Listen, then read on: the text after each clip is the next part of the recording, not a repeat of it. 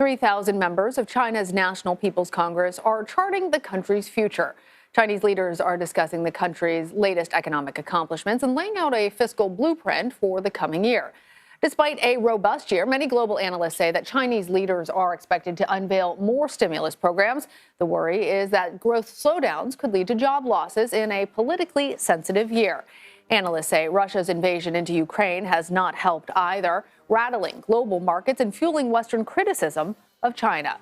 For more on this, I want to bring in Amy Celico. She is a principal at Albright Stonebridge Group, part of Denton's Global Advisors, and she co-leads the firm's China practice.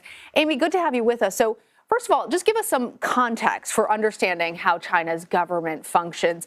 How important is this meeting, and not only for shaping domestic Chinese policies, but also for international policies? Great to be with you. Well, this meeting that kicked off yesterday happens every March. And so it is the time when the Chinese government lays out its previous accomplishments, but more importantly, its work plan for the coming year and the priorities that it is putting forward to maintain China's smooth economic development, as well as ensure that China's domestic and international environment is stable for the Chinese Communist Party's leadership. This year's meeting has been reduced in time. It's usually about 2 weeks. It's now going to be just over 7 days because of COVID restrictions. And media is restricted coming in because, again, of COVID restrictions. But all eyes were on the premier this morning as he announced China's GDP growth target for 2022, higher than international analysts had forecast at around 5.5%. But the premier was very quick to point out that China needs that amount of growth in order, as you said, to continue to fuel employment in China, continue to maintain domestic stability in the markets, as China is facing increasing headwinds with its economy coming out of 2021. Yeah, Amy, economists say that China's economy expanded by more than 8% last year. That's unsustainable. So how financially stable is the country? I think what policymakers would say is the country is very stable, and yet it does face increasing challenges. And the challenges are really around the fact that consumption is not driving growth in China, as had been planned and anticipated.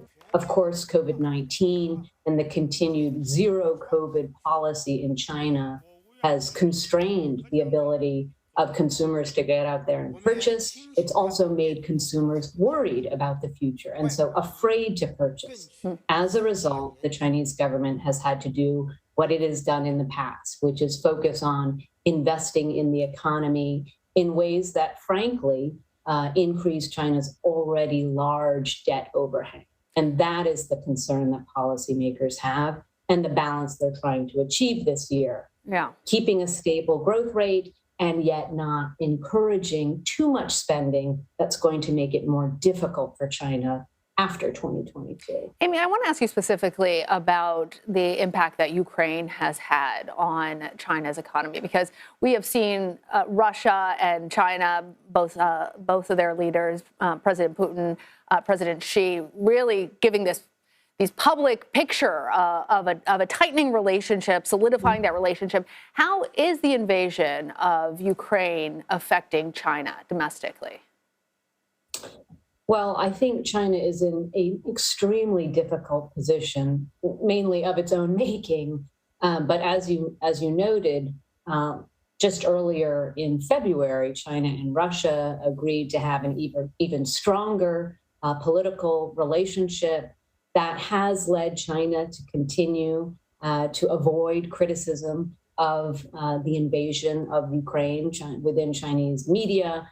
There is no reporting on Russia's invasion. Rather, it's a military conflict, and the blame for which is mainly focused on NATO and the United States.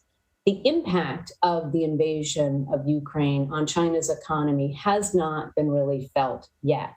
China-Russia trade ties have not been impacted. However, of course, that is what is going to happen as a result of sanctions. on Russia. And the big question is, will the Chinese government allow and encourage its companies to backfill, to provide material and, of course, support in the form of products and services to the Russian economy as the Russian economy is cut off. Right. Well, it seems like there's an economic incentive for China to do so.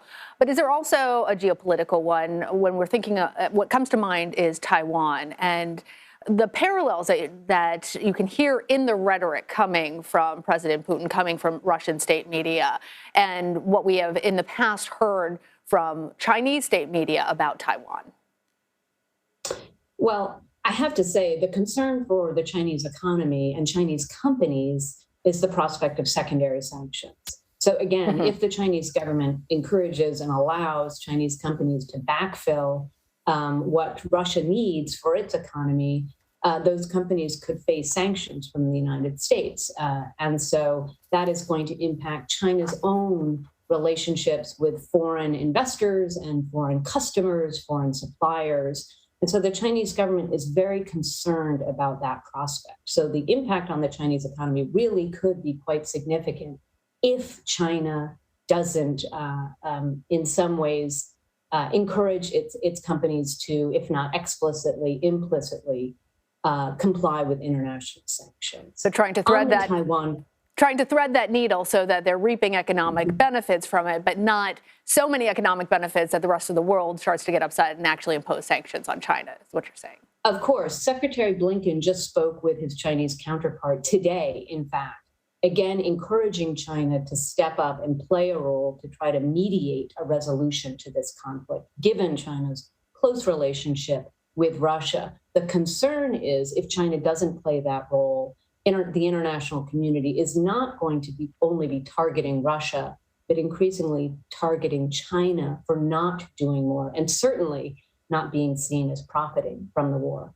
On the Taiwan question, it's a very important one. I do not think that the Chinese government in this politically sensitive year of 2022 would take advantage of the world's focus on Ukraine to take action on Taiwan. Of course, it's the most politically sensitive issue between the United States and China, the issue of Taiwan. And so the Chinese government is watching as the US government sends a delegation this past week to Taiwan to talk, on the one hand, about US continued support for Taiwan. But I have a feeling that they were also having a conversation saying to Taiwan authorities, do not do anything that is going to increase the probability of China taking military action during this sensitive time. Okay. All right. Amy Celico, thank you. Thank you.